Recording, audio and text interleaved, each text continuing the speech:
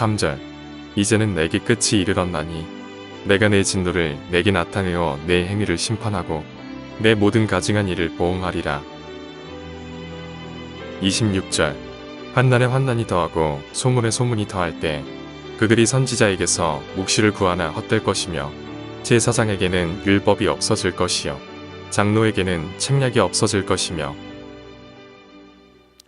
하나님은 이 에스겔을 통해서 지금 이 예루살렘의 죄악들을 얘기를 하고 그 죄악에 대해서 하나님이 무엇을 어떻게 하시는가를 설명을 합니다.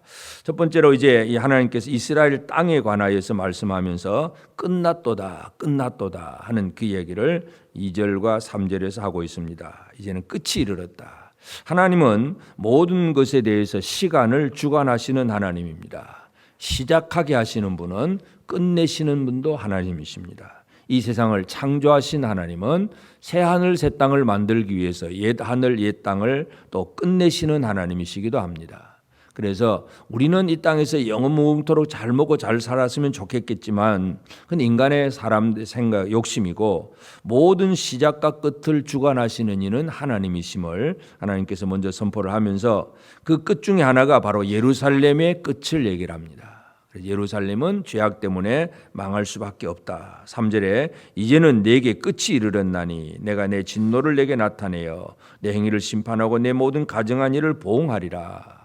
하나님은 예루살렘의 그 끝, 그래서 이 이스라엘 땅에 관하여 이스라엘 땅은 바로 약속의 땅이고 아브라함에게 그 주신 약속의 땅인데 그 약속의 땅이 이제 끝났다는 얘기입니다.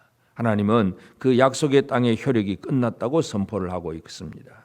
바로 이 예루살렘의 죄악 때문에 그런 것인데 또 이 끝이라고 하는 것이 다른 말로 표현하면 또 5절에 주 여호와께서 이같이 이르시되 재앙이로다 비상한 재앙이로다 볼지어다 그것이 왔도다.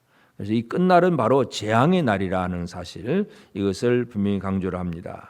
7절에도 이 땅 주민아 정한 재앙이 내게 임하도다 때가 이르렀고 날이 가까웠으니 요란한 날이요 산에서 즐거이 부른 날이 아니로다. 때가 이르렀다. 정한 재앙이 이르는 날이다 하는 것을 강조하고 그러면서 특별히 또 어떤 표현을 쓰느냐 하면 10절에 보면 볼지어다 그날이로다 볼지어다 임박하도다 정한 재앙이 이르렀으니 몽둥이가 꽃이 피며 교만이 싹이 났도다.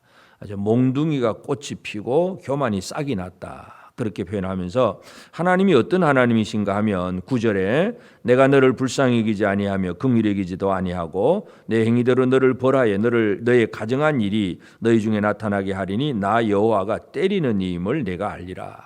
하나님은 이 하나님의 백성들의 잘못에 대해서 벌 주시는 때리는 하나님. 그래서 이 몽둥이를 얘기를 합니다. 그래서 몽둥이가 꽃이 피고 교만이 싹이 났다.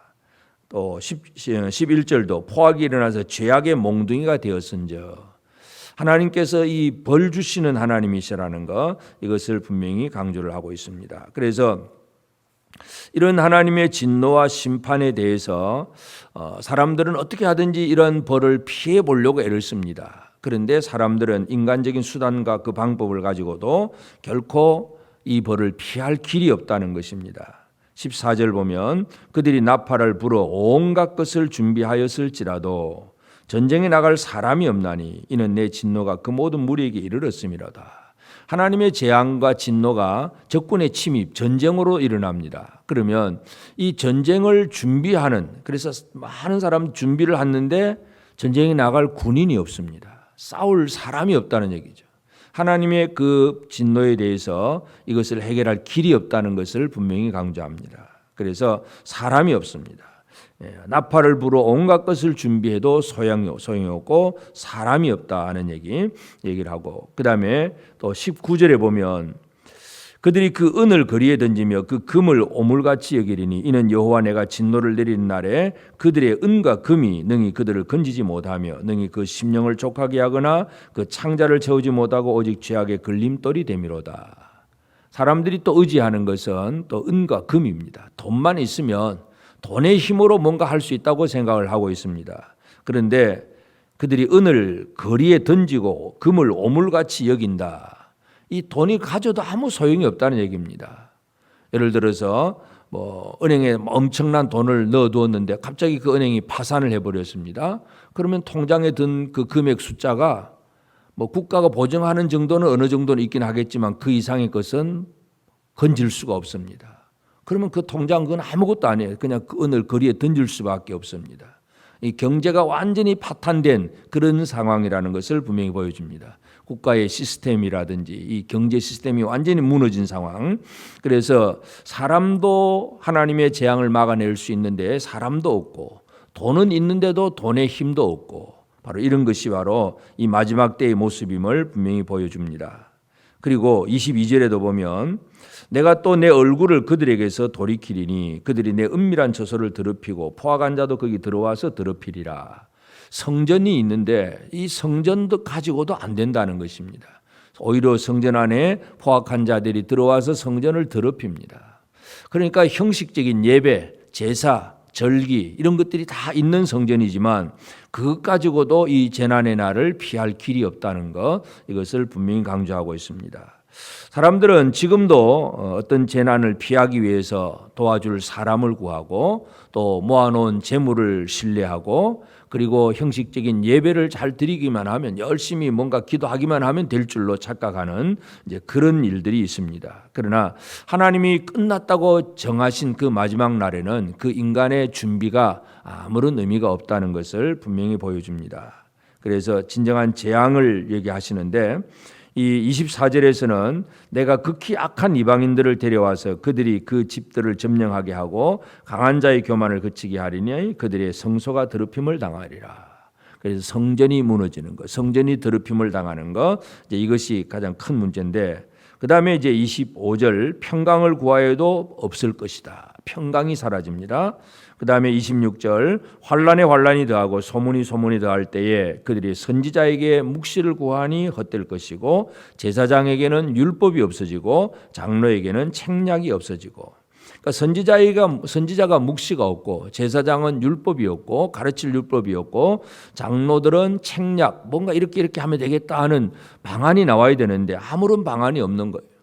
바로 이것이 평강을 잃어버린 이제 아무것도 할 수 없는 처지라는 것을 분명히 보여줍니다.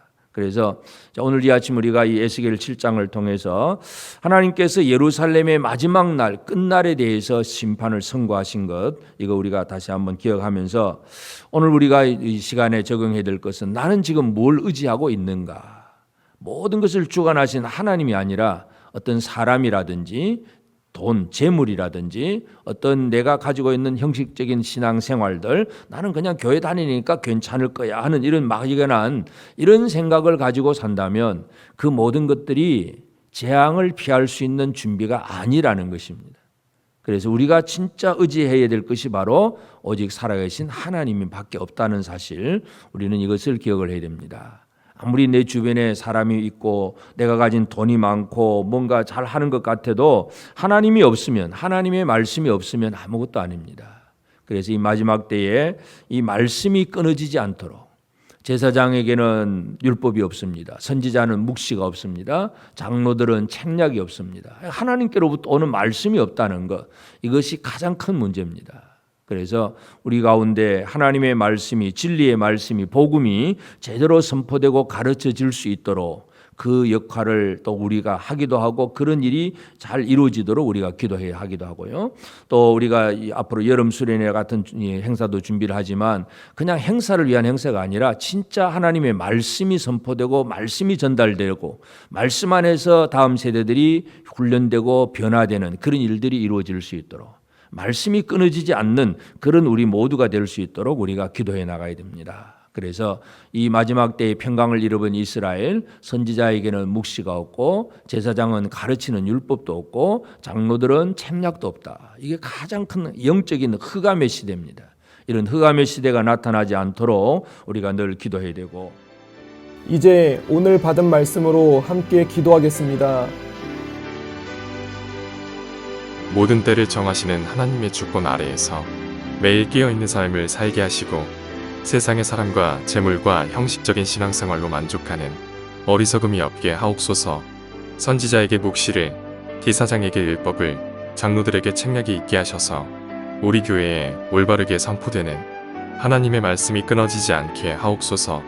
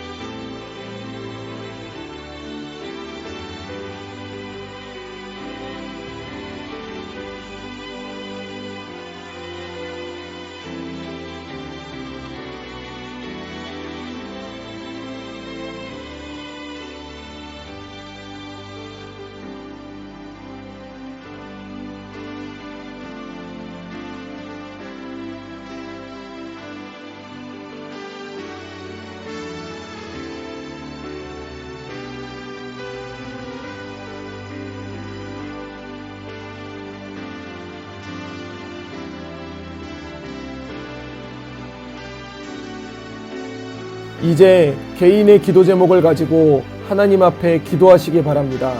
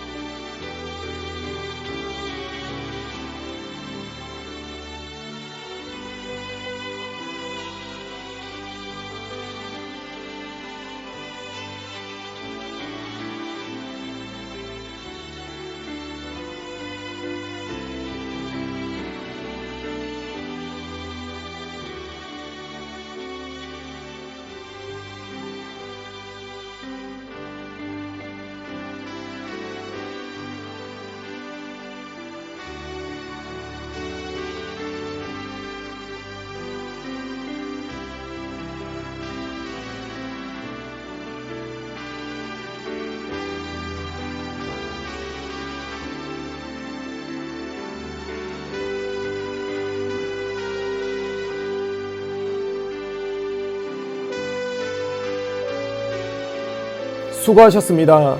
오늘도 하나님의 인도하심 가운데 승리의 하루를 보내시는 우리 재건부평교회 모든 성도님들이 되시기를 주님의 이름으로 축복합니다.